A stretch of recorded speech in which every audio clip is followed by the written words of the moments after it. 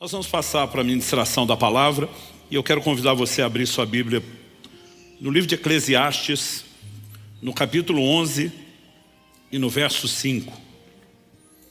Eclesiastes, capítulo 11, verso 5.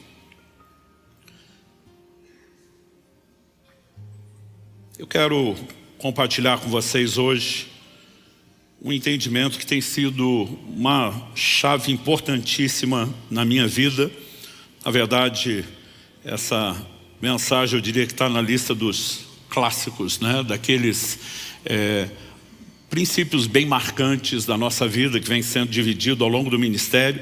E de tempos em tempos, eu não sei porque, talvez seja o volume de coisas, às vezes a gente leva muitos anos para retomar alguns assuntos, mas eu tenho certeza que Deus vai falar ao seu coração e que essa é a direção de Deus para nós hoje.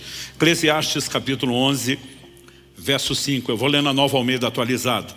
Assim como você não conhece o caminho do vento, nem sabe como se formam os ossos no ventre da mulher grávida, assim também não entende as obras de Deus que faz todas as coisas. Será que você pode repetir esse texto comigo? Só para efeito didático e de memorização. Diga comigo: assim como você não conhece o caminho do vento, nem sabe como se formam os ossos no ventre da mulher grávida, assim também não entende as obras de Deus que faz todas as coisas. Bom, esse texto fala de um Deus que age em todas as coisas, mas que tem um padrão no seu agir. E a comparação é feita com duas alegorias. Primeiro se fala do caminho do vento, depois se fala da formação da criança no ventre da sua mãe.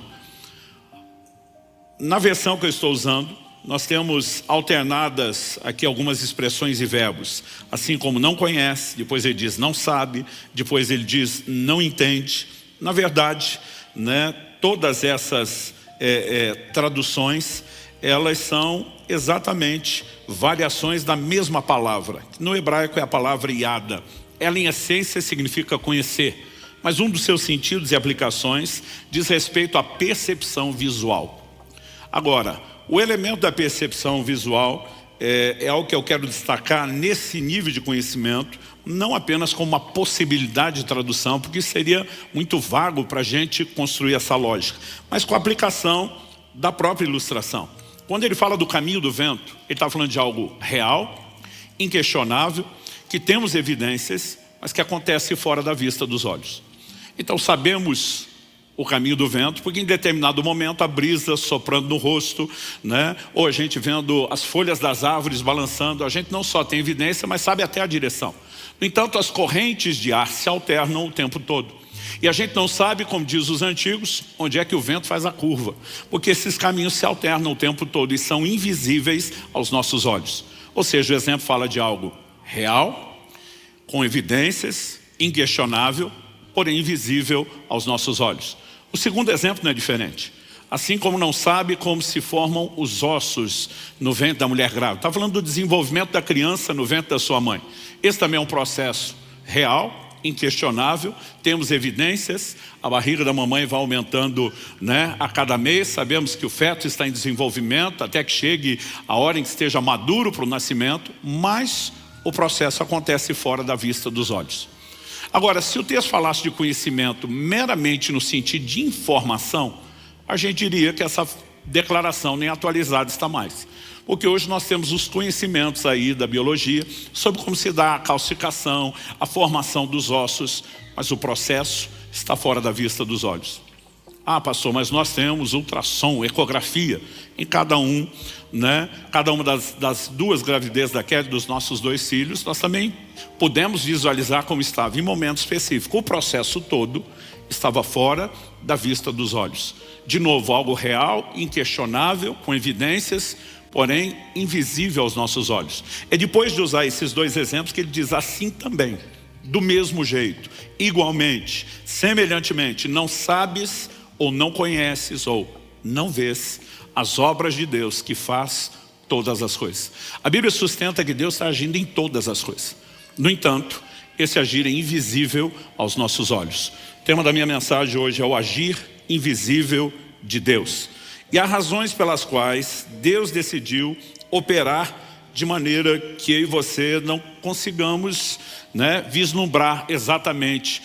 Às vezes até sabemos o que Ele está fazendo, mas não entendemos o como, não entendemos o quando, E há razões pelas quais Deus decidiu isso. Uma que para mim é bem evidente e inquestionável, diz respeito à fé. Abacuque 2,4 faz uma afirmação que será repetida várias vezes no Novo Testamento, é um dos fundamentos da nossa doutrina, que o justo viverá da sua fé. Todo relacionamento com Deus é baseado em fé. E fé é o quê? De acordo com a própria Bíblia, a convicção daquilo que não se vê. Então é justo que o Deus que nos chamou a relacionar com Ele em fé, nos chame a andar na convicção do que não vemos. Ou seja, Ele não precisa mostrar o que está fazendo para que eu e você creamos na forma dele de operar. Mas há um segundo motivo, e eu não colocaria esses dois como os únicos, mas há um outro motivo, e eu quero colocá-lo aqui como talvez o tópico principal a ser explorado. Eu vou falar muito dessa questão não só de confiança, mas daquilo que Deus quer fazer em nós, mas tem um segundo motivo. Antes de definir qual é o segundo motivo, eu quero já, de fato, apresentar aqui o meu primeiro tópico, que o agir de Deus está além da nossa compreensão. Você pode repetir isso comigo? Diga, o agir de Deus está além da nossa compreensão. Isaías 55, versos 8 e 9, nos diz que os caminhos de Deus são mais altos que os nossos caminhos. Os pensamentos de Deus são mais altos que os nossos. Então Deus tem uma forma de pensar e de se mover além da nossa capacidade de acompanhar. Em 1 Coríntios 2,14, a Bíblia diz que o homem natural, a palavra traduzida natural, psíquico, entregue ao psique sua mente, não entende as coisas do Espírito. E a Bíblia diz porque para eles são loucura. A verdade é que nós não temos capacidade de acompanhar Deus, seu raciocínio, seus movimentos. E não só já não teríamos condições de acompanhá-lo, como Deus não faz questão nenhuma de ficar explicando as coisas ou dar satisfação de tudo que Ele faz. A Bíblia diz em Deuteronômio 29 que as coisas ocultas pertencem a Deus, mas as reveladas a nós e nossos filhos para sempre. Isso significa que nem tudo está revelado, tem coisas ocultas, também significa que nem tudo vai ficar oculto, algumas Deus decidiu revelar, mas exatamente o que será revelado e o que permanecerá em oculto não depende da nossa escolha. Provérbios 25:2 diz que a glória dos reis é esquadrinhar as coisas. E essa afirmação está dentro de um livro que na sua grande maioria foi escrito por Salomão, homem a quem foi atribuído uma sabedoria incomparável, e que tinha conhecimento profundo e dissertava sobre tudo. As pessoas vinham de longe para ouvir sua sabedoria. Principalmente na antiguidade, o trono, o governo de um rei, ele era muito fortemente estabelecido na proporção do conhecimento. Então ele diz, a glória dos reis é esquadrinhar, é explicar. Mas na sequência, no mesmo Provérbios 25:2, ele diz, mas a glória de Deus é encobrir as coisas. Diferente dos reis, Deus não faz questão nenhuma de dizer, gente, eu explico para vocês. Algumas vezes ele está agindo justamente de forma oposta. Eu faço questão de não explicar. E a pergunta que eu e você precisamos fazer é que se Deus tem uma forma de agir além da nossa compreensão, ainda que Ele quisesse explicar e detalhar, e por mais que a gente não acompanhe, Ele acharia alguns elementos didáticos para nos auxiliar, mas esses outros textos sustentam que Ele não faz questão nenhuma de fazer isso. Primeiro, porque nos chama a um lugar de confiança. Mas segundo, eu quero te mostrar um outro motivo. Abra sua Bíblia comigo, se for rápido de endereço, Evangelho de Mateus, no capítulo 16. Jesus está com seus discípulos em Cesareia de Filipe e ele pergunta a eles, quem dizem os homens ser o Filho do Homem? E eles começam a falar, olha, tem gente dizendo que o Senhor é João Batista, outros que é Elias, Jeremias, outro profeta. Jesus falou, e vocês, quem dizem que eu sou? A Bíblia nos mostra que Pedro responde, tu és o Cristo, o Filho do Deus vivo. Quando Pedro responde isso, o que é que Jesus lhe diz? Verso 17 de Mateus 16. Bem-aventurado é você, Simão Barjonas, porque não foi carne e sangue que revelaram isso a você, mas meu Pai que está nos céus. Basicamente, Pedro, você não tinha essa informação. Você foi influenciado por uma intervenção divina, revelação. Você recebeu uma informação do meu Pai. Isso te levou a uma percepção de algo que você não tem. Bem-aventurado é você, palma para você, Pedro, porque ele deu aqui uma bola dentro. Mas não demora para ele dar uma bola fora. Se você olha o mesmo texto, né, quando chega no verso 21, a Bíblia diz, desde esse tempo, Jesus começou a mostrar aos seus discípulos que era necessário que ele fosse para Jerusalém, sofresse muitas coisas nas mãos dos anciãos, dos principais sacerdotes e dos escribas, fosse morto e, no terceiro dia, ressuscitasse. O verso 22 diz, então Pedro, chamando-o à parte, começou a repreendê-lo, dizendo que Deus não permita, Senhor, isso de modo nenhum irá acontecer. Outras traduções dizem, nunca, Senhor, isso nunca te acontecerá. Você consegue imaginar Jesus dando sermão em Pedro? Pedro dando sermão em Jesus, repreendendo Jesus?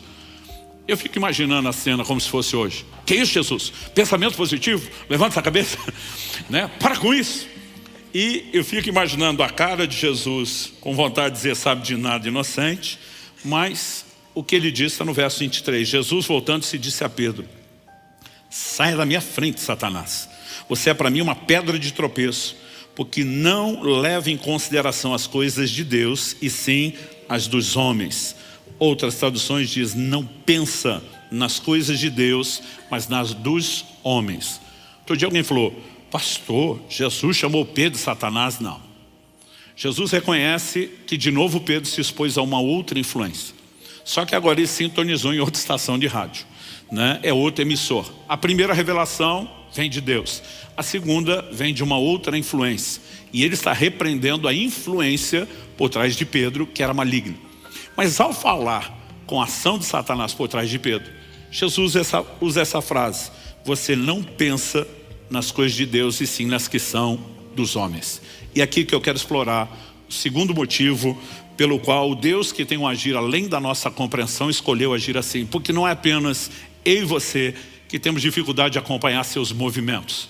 A Bíblia está nos mostrando que a forma de pensar de Satanás é parecida com a nossa, não com a de Deus. A Bíblia nos apresenta a figura de Satanás como um anjo caído. E na condição de anjo, ele é superior aos homens. A Bíblia diz que nós somos criados um pouco menor do que os anjos. Eles têm habilidades, capacidades, poderes, faculdades que nós não temos. E a gente pode dizer, né, que o processador, comparando, usando a linguagem de computador, vamos dizer assim, o processador da mente de Satanás é bem melhor do que o nosso. Mas o sistema operacional é igual.